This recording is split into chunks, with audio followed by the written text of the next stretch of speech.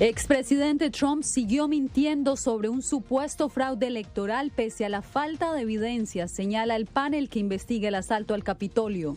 La invitación de ejércitos externos, especialmente uno que ha invadido otro país. La Casa Blanca evalúa expulsar a Nicaragua del Tratado de Libre Comercio con Centroamérica. Además, Argentina mantiene retenido un avión venezolano en el que viajaban iraníes por sospechas sobre su tripulación. Y lo que se conoce del primer caso de viruela del mono en Venezuela.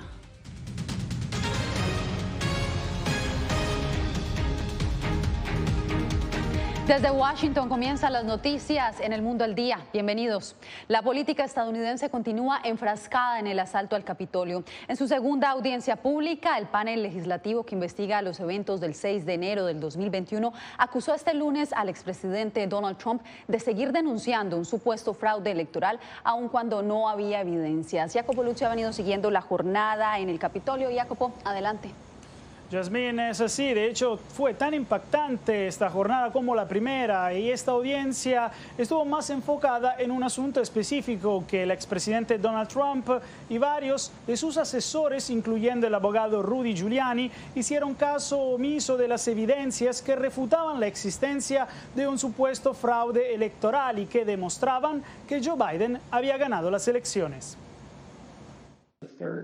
Demostrar a través de evidencias y testimonios muy cercanos al expresidente Donald Trump que el republicano promovió una mentira al decir que había ganado las elecciones presidenciales y que estaba ocurriendo un fraude electoral contra él. Ese fue el objetivo del segundo día de audiencias del Comité sobre el Asalto al Capitolio estadounidense. En particular, resaltó cómo el presidente Trump rechazó las advertencias de la mayoría de sus ayudantes y familiares y salió igualmente a declarar que él era el ganador, prefiriendo las sugerencias de individuos como su abogado Rudy Giuliani. Él pensó que estaba equivocado, me lo dijo. Y sabes, que él iba a ir a una dirección diferente. Con el pasar de los días, frente a la creciente evidencia que Donald Trump había perdido y que no había pruebas de irregularidades generalizadas que pudieran cambiar el resultado, también su exfiscal general, William Barr, definió como delirante la insistencia del exmandatario en sus denuncias de un supuesto fraude. Pensé, vaya, si realmente creen estas cosas, ha perdido el contacto se ha distanciado de la realidad, si realmente creen estas cosas. Por otro lado, cuando empecé a analizar esto y le dije cuán locas eran algunas de estas acusaciones, nunca hubo una indicación de interés en cuáles son los hechos reales. A pesar de que en la red social Truth, Donald Trump sigue criticando el trabajo del comité y rechaza las acusaciones, varios funcionarios estatales admitieron que recibieron numerosas presiones de la Casa Blanca para que invalidaran el recuento de los votos y admitieran la existencia de un fraude que en realidad no existía.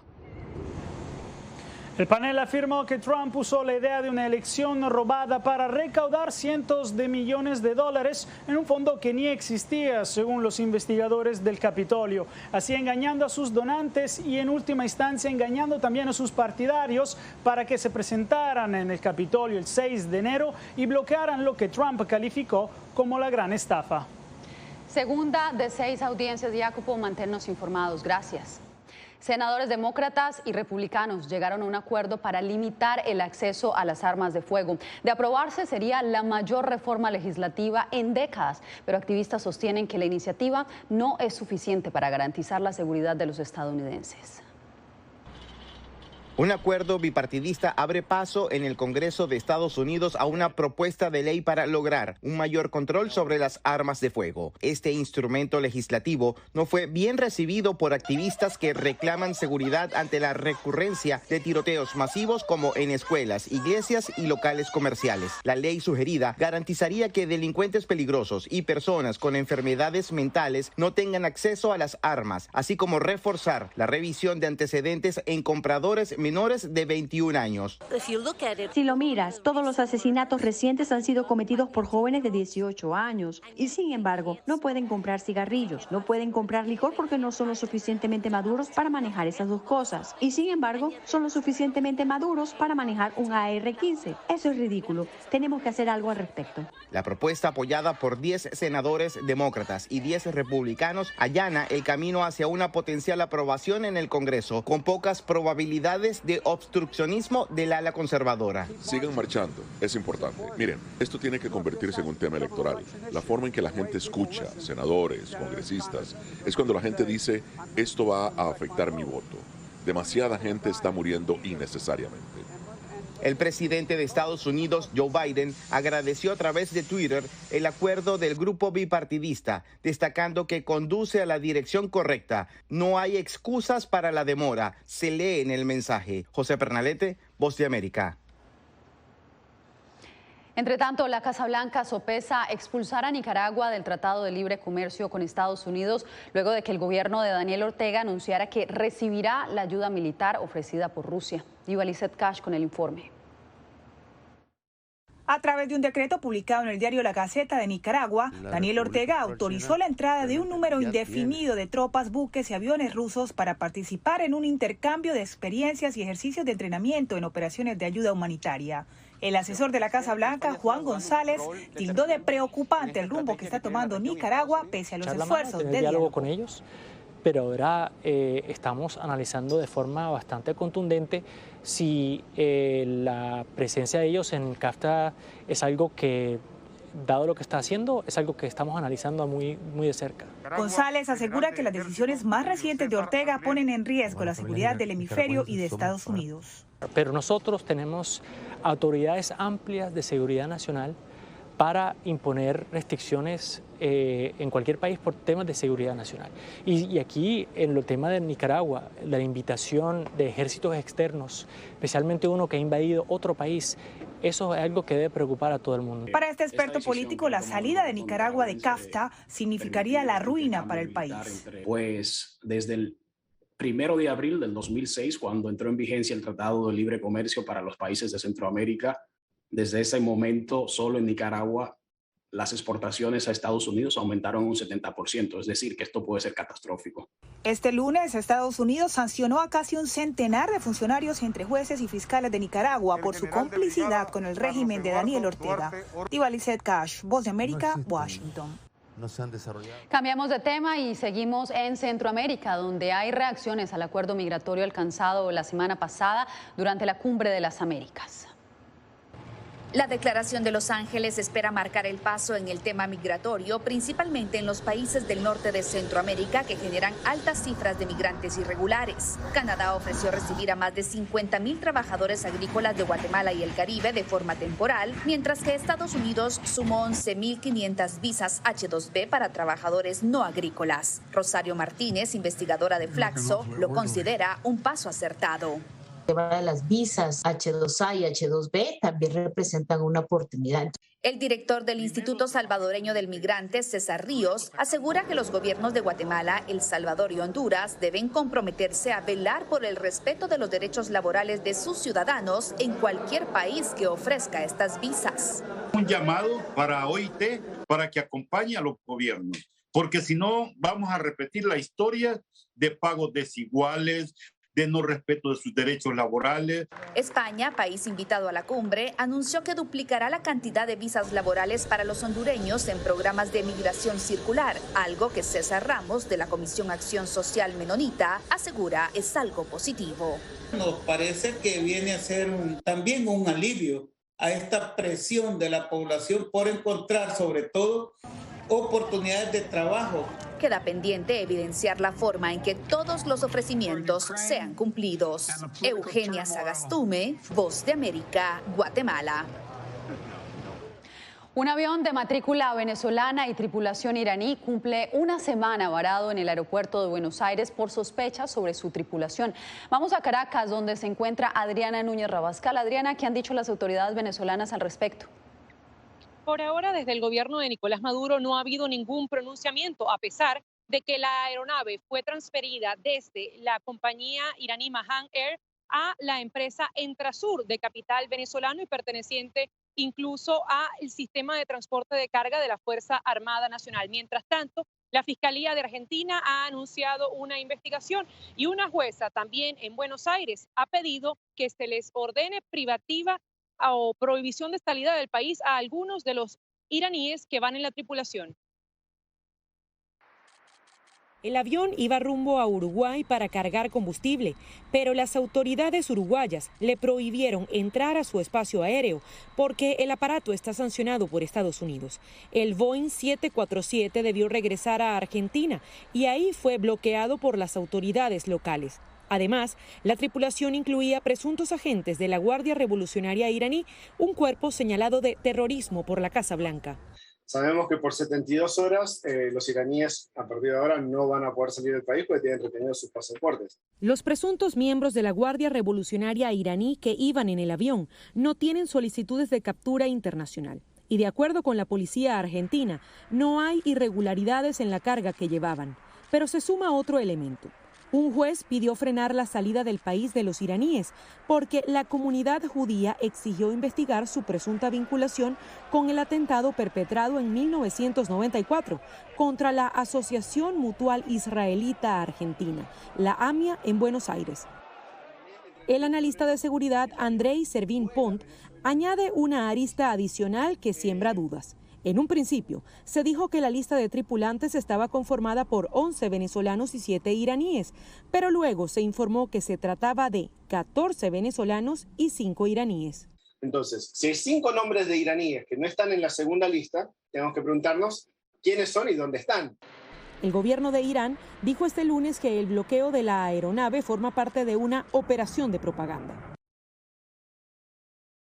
Y este incidente ocurre justamente cuando Nicolás Maduro se encontraba en Teherán para firmar acuerdos de cooperación con Irán por unos 20 años, entre los que se incluye un vuelo directo Caracas-Teherán a partir del próximo 18 de julio. Adriana, gracias por la información.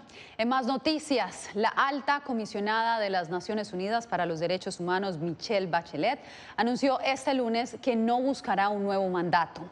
Bachelet usó su discurso de apertura de la sesión de verano del Consejo de Derechos Humanos para anunciar que se trataría de su última intervención mientras ejerce ese cargo. Estados Unidos ha criticado a Bachelet por no esforzarse lo suficiente contra el tratamiento que recibe en China los uigures y otras minorías musulmanas en Xinjiang. Bachelet, de 70 años, asumió el cargo en septiembre del 2018. Quédese porque al volver tenemos las reacciones a la condena impuesta a la expresidenta boliviana Jeanine Áñez.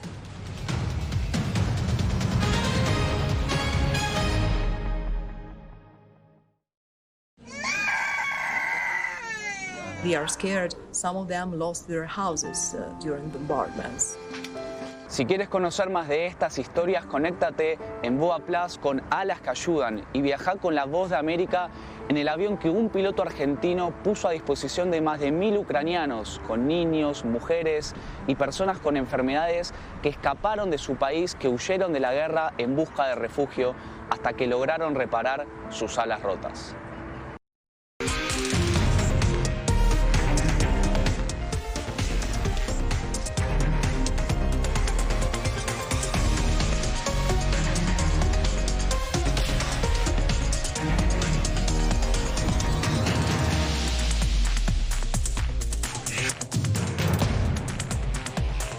Venezuela 360, cada semana por La Voz de América. ¿Qué tal? Desde Washington comienzan las noticias en El Mundo al Día. Día a día, desde la capital de Estados Unidos y donde se producen las noticias que más te impactan. El objetivo es llegar al otro lado de la frontera para pedir asilo. La Voz de América te conecta con El Mundo al Día. Los hechos más allá de la noticia. Para que tomes decisiones bien informadas. En el lenguaje que quieres, donde quieras y como prefieras. Conéctate con El Mundo al Día. Actualidad. Nos vamos a ver otra cepa nueva y otra cepa nueva. Análisis. En realidad, mucha de esta gente va a quedar parada de nuevo y va a ser una tragedia humana. Debate. Dejen la obsesión. La obsesión la tienen ustedes. Con la información más allá de los titulares. El tema energético es algo que se está analizando. La inflación es un problema global. 30 y 50 metros están ya las tropas. Su respuesta, doctor. Todas las semanas por La Voz de América.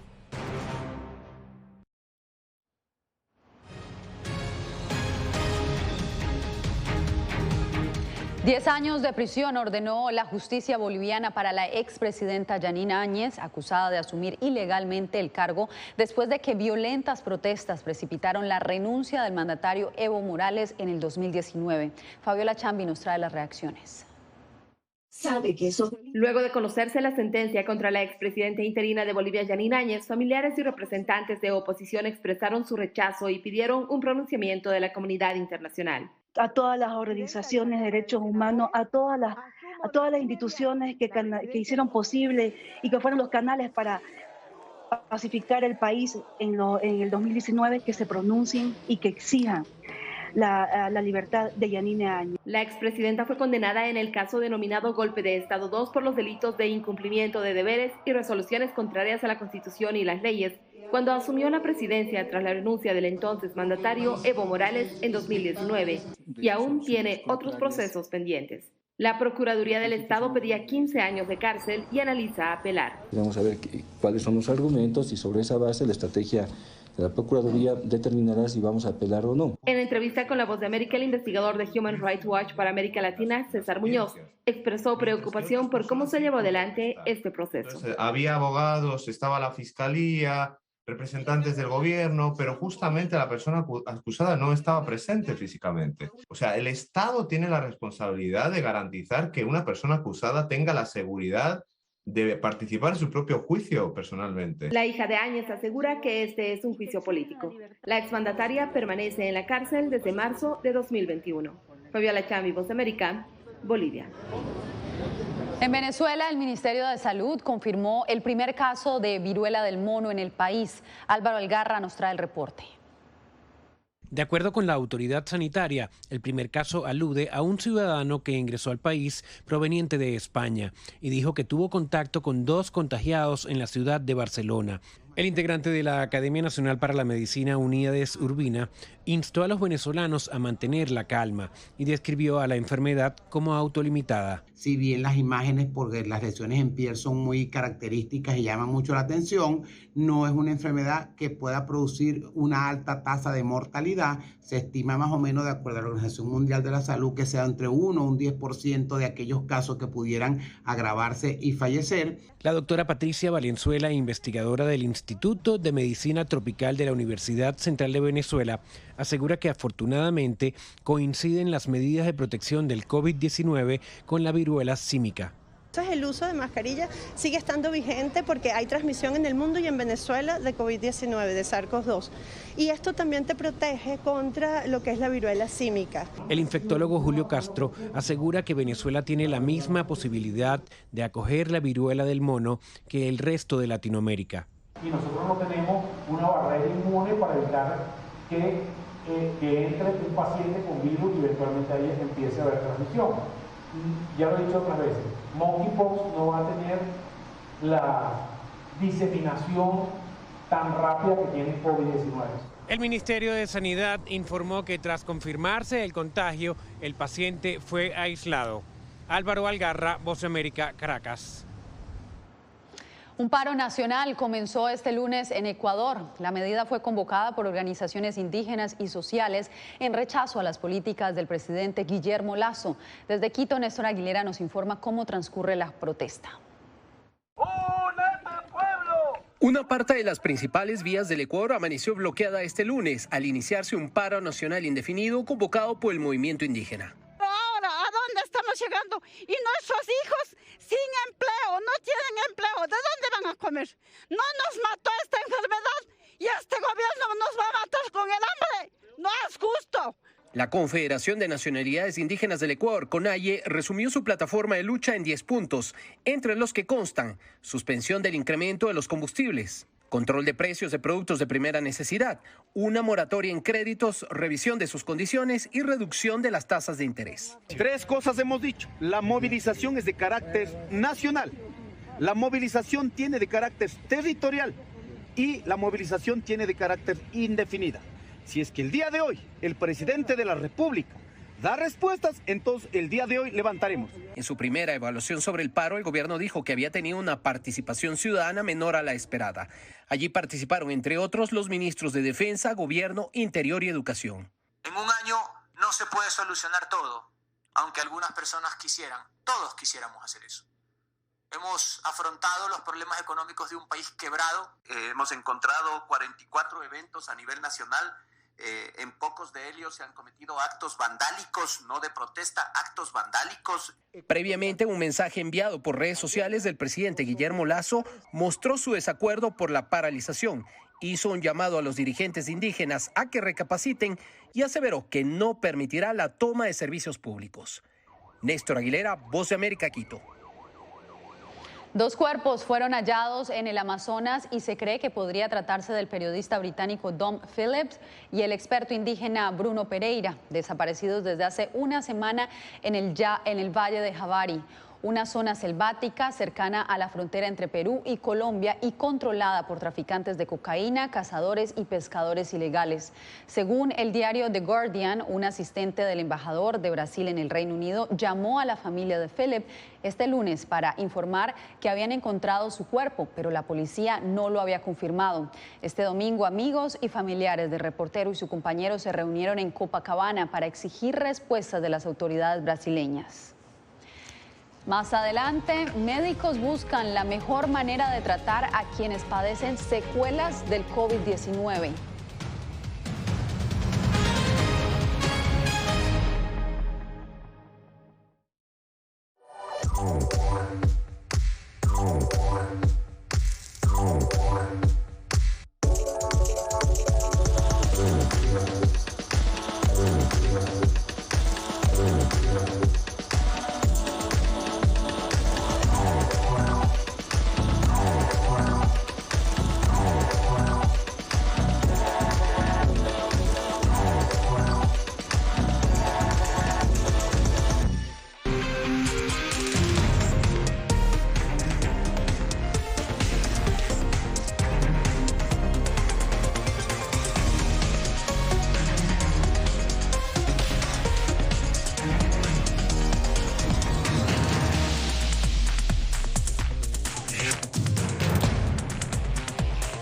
Venezuela 360, cada semana por La Voz de América.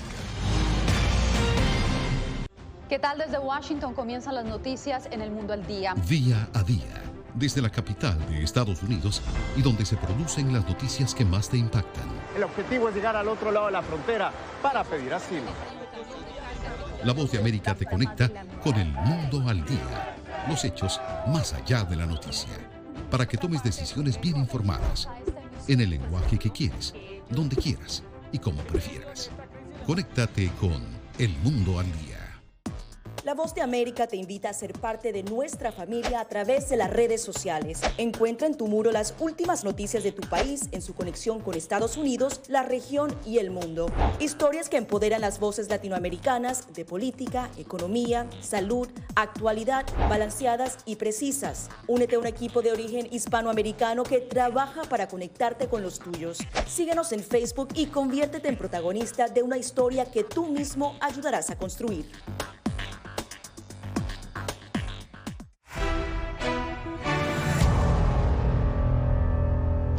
Un reciente estudio indica que la mitad de pacientes infectados por COVID-19 en el planeta experimentan síntomas durante al menos 4 meses después de la infección. La problemática ha dado a luz a una nueva especialidad médica que incluye centros de cuidado y tratamientos. Adriana Arévalo tiene los pormenores. Varios estudios se enfocan actualmente en los pacientes con COVID prolongado, es decir, aquellos que presentan síntomas tiempo después de haber superado la infección inicial. El COVID me empezó en noviembre del 2020 y estuve al hospital hasta marzo de 2021, 5 meses en el hospital. Entonces ahí, cuando salí del hospital, me estuvieron en terapia por 1 año. Como Joe, miles saben que vivirán con secuelas permanentes. De acuerdo con los expertos, al menos 1/3 de esos pacientes son personas sin antecedentes o enfermedades preexistentes. La comunidad médica responde a estos casos de forma especial. Hay medicinas especialmente para casos de salud mental como ansiedad y depresión, así que la mayoría de los lugares que utilizan el enfoque multidisciplinario se centran en el alivio de los síntomas que afectan a ese paciente, porque no todos presentan presentan los mismos y algunas personas tendrán un órgano o un par de órganos afectados y hacemos tratamiento a la medida para ellos. Las estadísticas actuales revelan que podría haber en Estados Unidos hasta 23 millones de personas sufriendo de COVID prolongado, por lo que se han creado centros especializados de tratamiento para estos pacientes en varios estados del país. Adriana Arévalo, Voz de América, Las Vegas. Hacemos una breve pausa y volvemos con más información aquí en El Mundo al Día. No se muevan.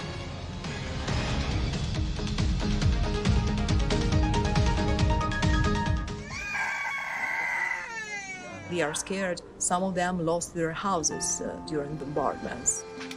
Si quieres conocer más de estas historias, conéctate en Boa Plus con Alas que Ayudan y viaja con la Voz de América en el avión que un piloto argentino puso a disposición de más de 1000 ucranianos, con niños, mujeres y personas con enfermedades que escaparon de su país, que huyeron de la guerra en busca de refugio hasta que lograron reparar sus alas rotas.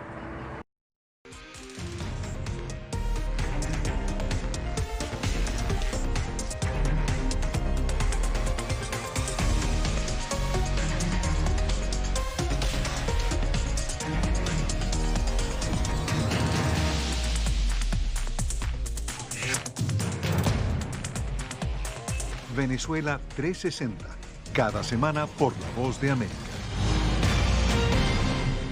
¿Qué tal? Desde Washington comienzan las noticias en El Mundo al Día. Día a día, desde la capital de Estados Unidos y donde se producen las noticias que más te impactan. El objetivo es llegar al otro lado de la frontera para pedir asilo. La Voz de América te conecta con el mundo al día. Los hechos más allá de la noticia. Para que tomes decisiones bien informadas. En el lenguaje que quieres, donde quieras y como prefieras. Conéctate con El Mundo al Día. Actualidad. Vamos a ver otra cepa nueva y otra cepa nueva. Análisis. En realidad, mucha de esta gente va a quedar parada de nuevo y va a ser una tragedia humana. Debate. Dejen la obsesión la tienen ustedes. Con la información más allá de los titulares. El tema energético es algo que se está analizando. La inflación es un problema global. 30 y 50 metros están ya las tropas. Su respuesta, doctor. Todas las semanas por La Voz de América.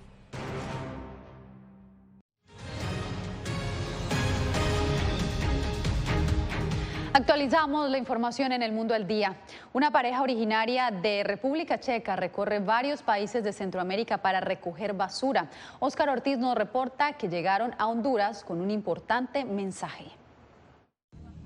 Jorge y Micaela son nativos de la República Checa y decidieron iniciar un proyecto ambiental enfocado en la recolección de basura. Todo empezó hace 2 años en Barcelona. Cuando vivíamos allá tuvimos una playa favorita y nos molestó que tiene mucha basura. Entonces, durante el Día de los Océanos, hace 2 años decidimos actuar, tomamos guantes y bolsas y recogemos basura por primera vez y desde este tiempo no podemos parar. Hasta ahora limpiamos en 6 países con más que 300 voluntarios y recogimos más que 3 toneladas de basura. Día a día y en las próximas 2 semanas, esta pareja de altruistas permanecerá en Honduras para una jornada de limpieza a la que se sumarán hondureños. A diario, recogen un promedio de casi 6 kilos de desperdicios esparcidos en calles y avenidas de Tegucigalpa y a su vez hacen un llamado de responsabilidad a los hondureños a depositar la basura en contenedores especiales o reciclarla. Sí, empezamos en Barcelona porque no podríamos relajar en la playa y ver toda la basura en todos los lugares, entonces empezamos a recogerla y sí, creamos este proyecto para que más gente se une a nuestra causa y ayúdanos a recoger cada trozo cuenta. La pareja contó que el proyecto denominado MG Aquaholic nació en Barcelona, España, y ha visitado numerosos países. Óscar Ortiz, Voz de América, Honduras. Perú cayó en penales frente a Australia. La nación andina se paralizó para apoyar a su selección que este lunes le disputó a Australia uno de los últimos cupos disponibles para el Mundial de Fútbol que se celebrará desde el 21 de noviembre en Qatar. Perú debió ir al repechaje al quedar quinto en la eliminatoria suramericana de Conmebol, mientras que Australia llega al duelo tras imponerse 1-2 a Emiratos Árabes Unidos. El otro cupo lo definirán el próximo martes Costa Rica y Nueva Zelanda. Con esta información llegamos al final de esta emisión. Les informó Yasmín López. Gracias por informarse en El Mundo al Día.